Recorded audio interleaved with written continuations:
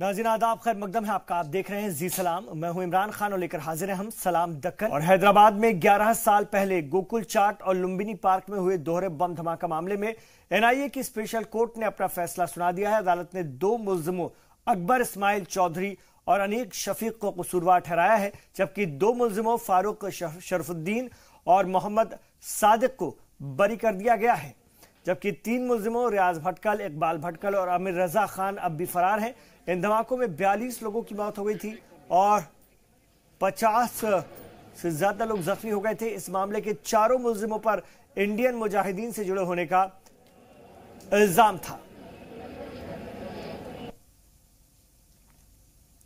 तो गोकुल चाट इलाके में जब बम धमाका हुआ था, 11 साल पहले का यह मामला है, जिसमें आज मुल्जिमों को सजा सुनाई गई है। गोकुल चाट और लुम्बिनी पार्क मामले में मुल्जिमों को सजा।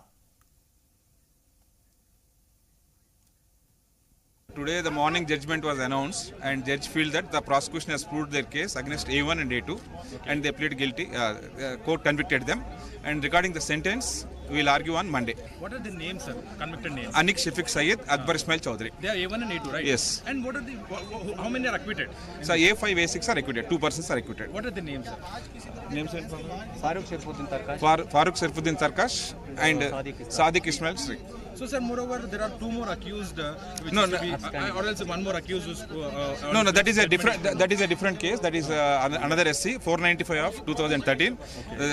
It was pronounced on Monday. Judgment will. It was regarding twin blast, right? Twin blast. After the blast, he has given the shelter. Chandar नायक है और वह नहीं चले गया था गोकुल चाट बम ब्लास्ट में। और आज का अनाउंसमेंट के बाद में आई एम नॉट हैप्पी। क्यों बोले तो 2 आदमी को टेररिस्ट नहीं बोल के बाहर छोड़ दे रहे और 2 जने को सज़ा मिल रहा है। और मैं ये रिक्वेस्ट करना चाह रहा हूँ कि अगर ये 2 जने टेररिस्ट नहीं है तो 11 साल से इन लोगों को हमारा पैसे से क्यों पाल रहे हैं? 11 साल से इन लोगों को लगभग 7 करोड़ रुपये इन लोगों के ऊपर स्पेंड करे थे। अगर विक्टिम्स को देने के वास्ते पैसे नहीं है, इन लोगों के वास्ते करोड़ ऑफ रुपीज़ हमारा पैसे वेस्ट कर रहे हैं। मैं ये रिक्वेस्ट करना चाह रहा हूँ कि जल्दी से जल्दी इन लोगों को सज़ा मिलना चाहिए। और अभी एक रिक्वेस्ट करना चाह रहा हूँ कि बाकी का 2 लोग जो है उन लोगों को जो सज़ा मिलना चाह रहा है, और उन लोगों को ये रिक्वेस्ट कर रहा हूँ, गवर्नमेंट कोर्ट को ये रिक्वेस्ट करना चाह रहा हूँ कि उन लोगों को इमीडिएट सज़ा मिलना चाहिए। उन लोगों को हाई कोर्ट को नहीं जाना चाहिए, सुप्रीम कोर्ट को नहीं जाना चाहिए, प्रेसिडेंट को नहीं मिलना चाहिए। जल्दी से जल्दी उन लोगों को सज़ा मिलना चाहिए। सक्सेसफुल नहीं मानता हूँ। अगर ये 2 जने को अगर सज़ा दे रहे हैं, बाकी का 5 जने कहाँ चले गए? बाकी का 5 उसमें से 3 लोग फरार हो गए हैं। अरे इतना बड़ा गवर्नमेंट है, इतना बड़ा अपना सिस्टम है, बाकी का 3 लोग भाग गए थे। अभी तक उन लोगों को क्यों नहीं पकड़े थे? और बाकी का 2 लोग टेररिस्ट नहीं है बोल के कोर्ट बोल रही थी कि क्यों अपन बराबर एविडेंस क्यों नहीं दिए थे? इसलिए मैं गवर्नमेंट का फेल्यूर मानता हूँ ये।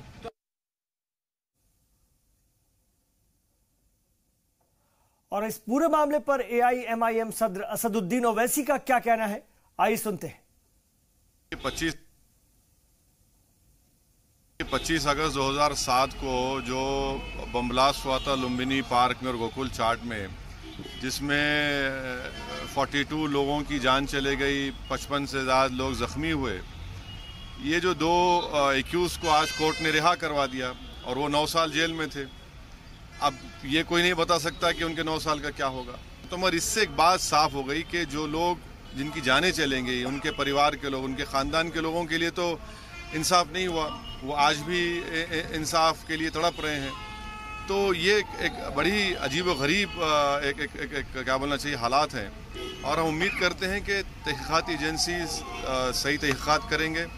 जो लोग इसमें अभी वांटेड हैं उनको जल्द से जल्द उनकी गिरफ्तारी आएगी।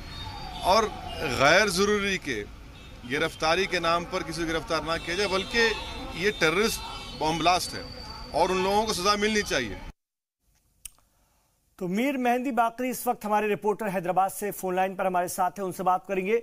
2 लोगों को सजा हुई है, 2 लोगों को छोड़ दिया गया इतने लंबे वक्त जेल में रखने के बाद। इसको लेकर क्या बातें भी हो रही हैं?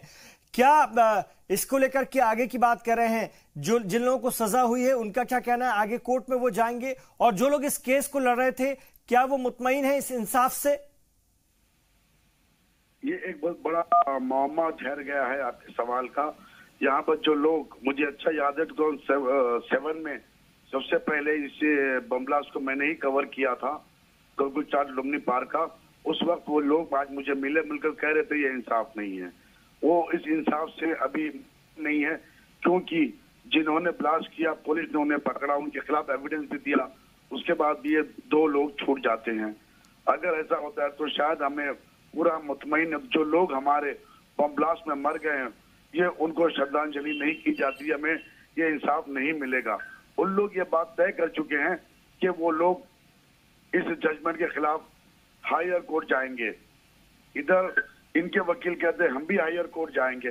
तो दो विक्टिम्स और अक्यूज का जो केस है अजीम, ये दोनों ही जो हाई कोर्ट जाने की बात कर रहे हैं। ये 2 जो जा रहे हैं, दोनों का मकसद ये है कि वो 2 जो सजा हुई उनको बचा ले, और इनका ये मकसद जो बच गए हैं उनको सजा दिला दे। जी, तो कहीं ना कहीं दोनों ही फरीक अब आगे की अदालतों का रुख करेंगे, लेकिन इस पूरे मामले में हैदराबाद को हिलाकर रख दिया था और आज 11 साल बाद भी लोग इंसाफ की आस रख रहे हैं इस पूरे मामले में। सियासी पार्टी के लोग भी इसे सीधे तौर पर टेररिस्ट अटैक ही कहते हैं, क्योंकि बहुत लोगों की इसमें जान गई थी। और इसके बाद हालांकि बहुत सख्ती भी रखी गई सिक्योरिटी को लेकर हैदराबाद में। शुक्रिया आपका इस पूरी जानकारी के लिए मीर मेहंदी अली बाकरी।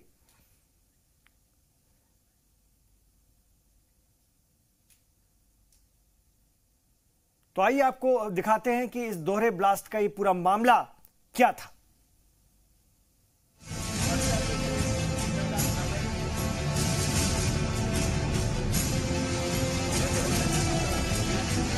हैदराबाद के दोहरे बम धमाके के मामले में एडिशनल मेट्रोपॉलिटन सेशन जज टी श्रीनिवास राव ने अनीक शफीक सईद और मोहम्मद अकबर इस्माइल चौधरी को कसूरवार करार दिया है, जबकि अदालत ने इस मामले में फारूक शरफुद्दीन तरकश और मोहम्मद सादिक इसरार अहमद शेख को बरी कर दिया है।